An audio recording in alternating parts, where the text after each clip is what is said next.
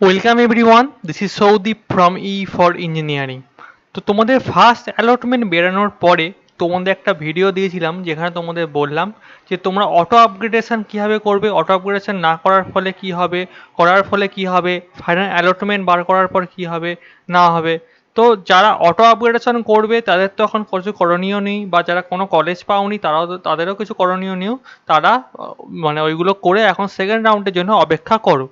কিন্তু যারা কোনো অ্যালটমেন্ট পেয়েছো এবং সেটাকে তোমরা ফাইনালাইজ করতে চাও, মানে সেখানে অ্যাডমিশন করতে চাও, সেটাকে ফ্রিজ করতে চাও, বা তোমরা যদি ফার্স্ট চয়েস পেয়ে থাকো সেক্ষেত্রে তোমার একটাই চয়েস থাকছে যে সেখানে অ্যাডমিশন নেওয়া, ঠিক আছে? তো সেই ক্ষেত্রে তোমরা কীভাবে মেল করবে, কারণ এইবারে কিন্তু ফিজিক্যাল ভেরিফিকেশনটা হচ্ছে না, আপাতত মেল করার মাধ্যমে প্রফেশনাল অ্যাডমিশনটা কমপ্লিট করতে হবে। তো মেলে কী কী লিখবে, কী কী ডকুমেন্ট তুমি আপলোড করবে, সেই নিয়ে এই ভিডিওটা। তো খুবই ইম্পর্টেন্ট ভিডিওটা একদম শেষ অবধি তোমাদের দেখতে হবে। তো তোমরা যখন অ্যালটমেন্ট বেরিয়ে যাবে, তোমাদের এখানে ফাইনাল অ্যালটমেন্টের ব্যাপারটা দেখাবে, এবং সেখানে তোমাদের গভর্নমেন্ট কলেজ হলে মেবি ওটাকে 1300 রুপিস, যেটা পুরো তোমাদের অ্যাডমিশন ফি, তারপরে তোমাদের যে অ্যালটমেন্ট ফি, সেটা সব মিলিয়ে দিতে হচ্ছে। এবং প্রাইভেট কলেজের ক্ষেত্রে মেনলি 500 রুপিস দিতে হচ্ছে, কারণ তাদের অ্যাডমিশন ফিটা অনেকটা বেশি, সেই ফিটা তোমাকে আলাদা করে কলেজকে দিতে হবে, ঠিক আছে? তো এই টাকাটা দেওয়ার পর তোমাদের অ্যালটমেন্ট লেটারটা তোমরা ডাউনলোড করতে পারবে। তো অ্যালটমেন্ট লেটারে মানে পুরো ডিটেলসটা তোমরা মোটামুটি পেয়ে যাবে।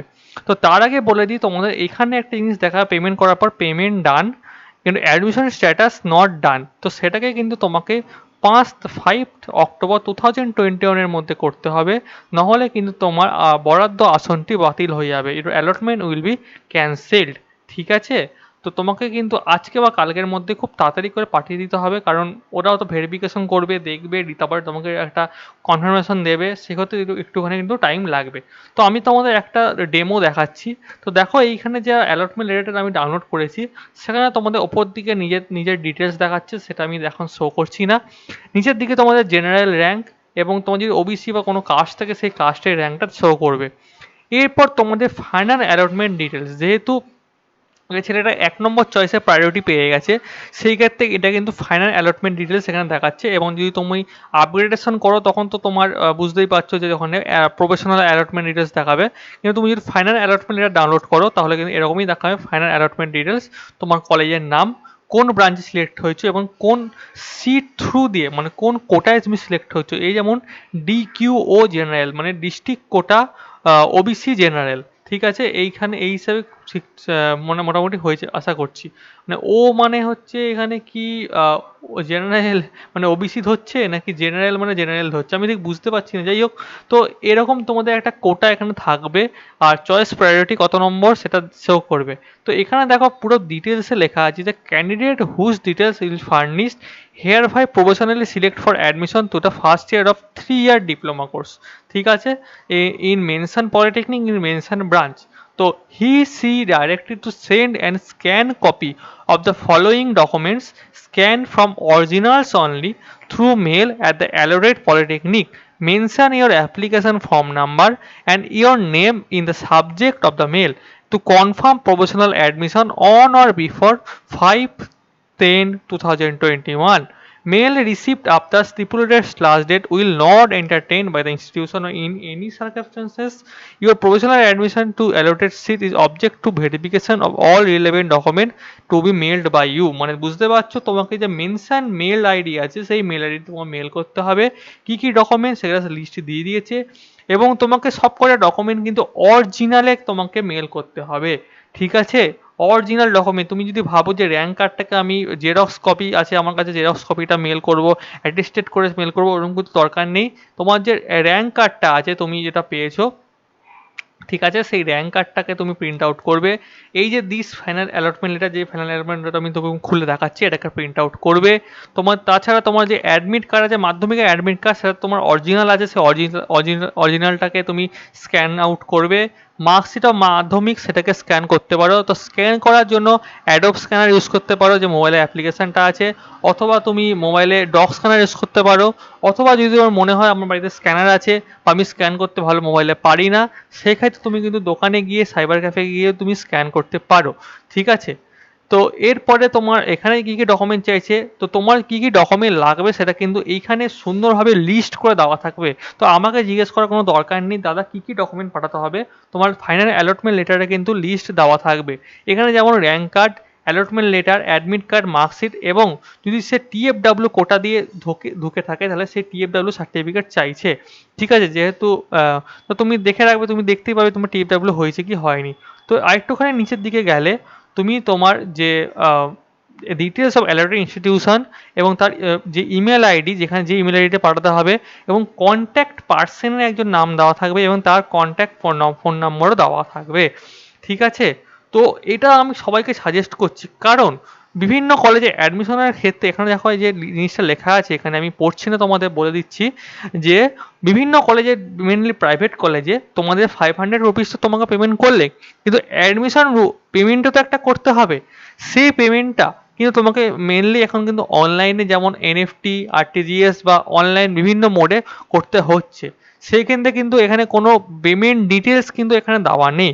তো তোমাদের সবাইকে আমি সাজেশন বা তোমাদের মাস্ট একটা কথা বলছি, তোমরা মেল করার আগে ইমিডিয়েটলি যে কন্ট্যাক্ট ডিটেলসের নাম্বার আছে সেখানে ফোন করো।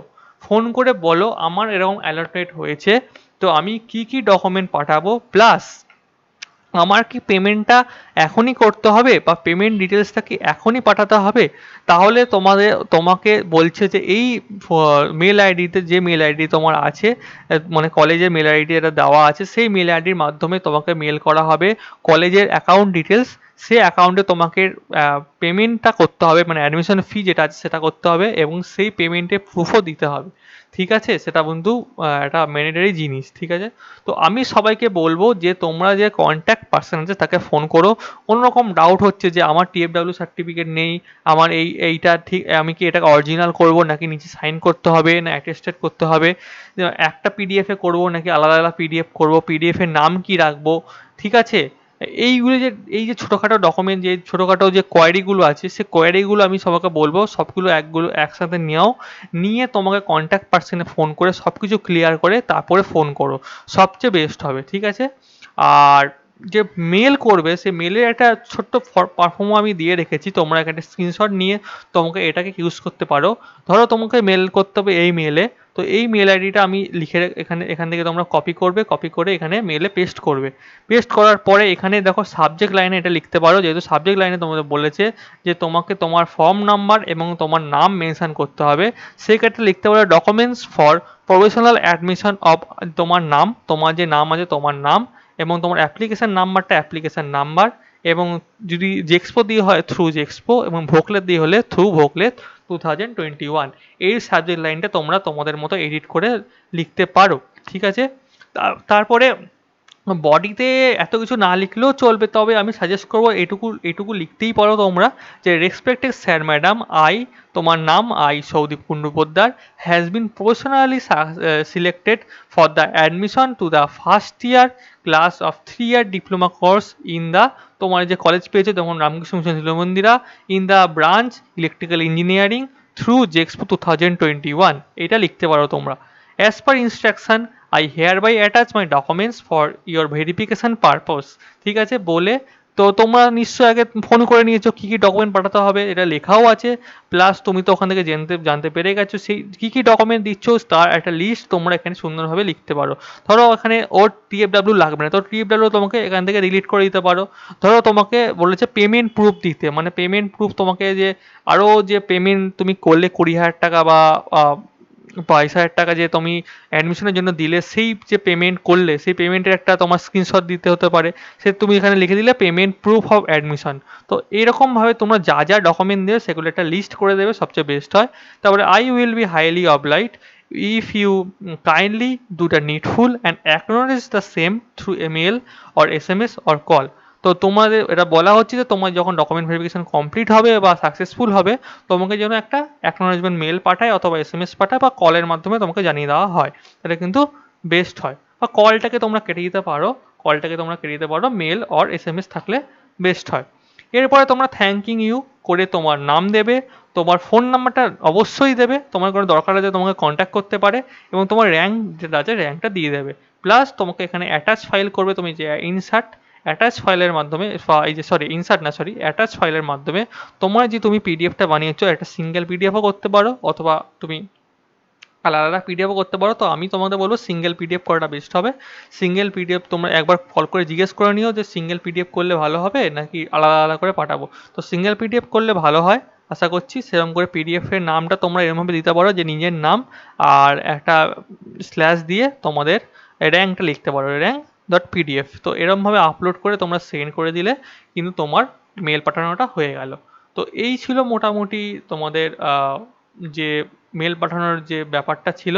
এছাড়াও এই নিচের দিকে যদি যাই, তোমাদের একটা মানি রিসিপ্ট আছে, সেই মানি রিসিপ্টটার ওপরও তোমাদের সাইন করতে হবে। তোমাকে এটা নিশ্চয়ই জানো, বুঝতেই পারছো। এটাকে প্রিন্ট করার পরে তোমাকে এখানে নিচের ডেট দিতে হবে, এবং তোমার সিগনেচার অফ ক্যান্ডিডেট সাইনটা কিন্তু করতে হবে, ঠিক আছে। এবং নিচের দিকে যদি যাও, তোমার মানি রিসিপ্টের ওপরেও কিন্তু একটা সাইনের ব্যাপার আছে, ঠিক আছে। হ্যাঁ, মানি রিসিপ্টে সাইনের ব্যাপার নেই, তোমার পুরোটাকেই তোমরা প্রিন্ট আউট করবে, এখানে সিগনেচার করবে, এখানে ডেট দেবে, ব্যাসটাকে পাঠিয়ে দেবে স্ক্যান করে।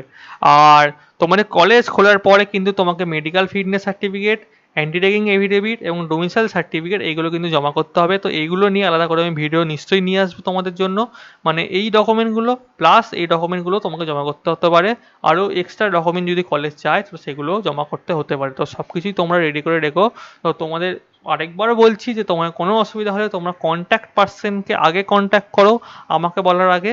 তোমাদের কিন্তু ডাউট আগে ক্লিয়ার হবে। তো আজকে ভিডিওটা এইটুকুই ছিল। Thank you everyone, have a nice day.